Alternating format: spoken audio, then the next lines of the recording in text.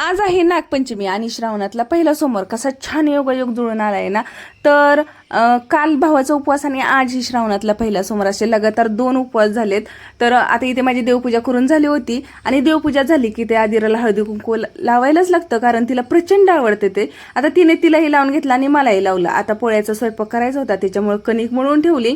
आणि हो, तुमच्याकडे या अशा ज्वारीच्या लाह्या लागतात का नागपंचमीला? कमेंटमध्ये नक्की सांगा. आता आमच्यात लागतात म्हणून मी त्या सकाळी भाजून घेतल्या आणि त्याच्यानंतर पुरण वगैरे शिजून झालं होतं माझं. बाकी सगळा स्वयंपाक आवरला होता आणि आता इथे पोळ्या लाटायला घेतल्या.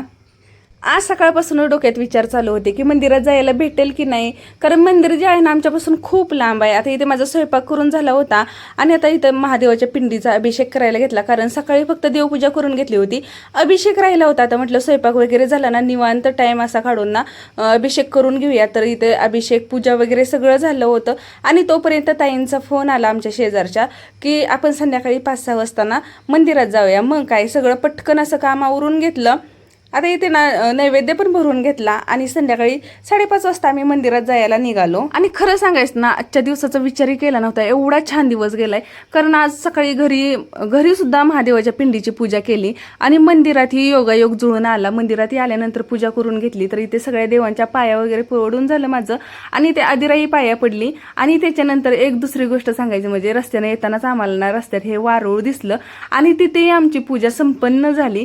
तर बघा, आजच्या दिवसासारखा योग कुठे जुळून येईल का? तर चला, आजच्या व्हिडिओचा एंड इथेच करते. बाय.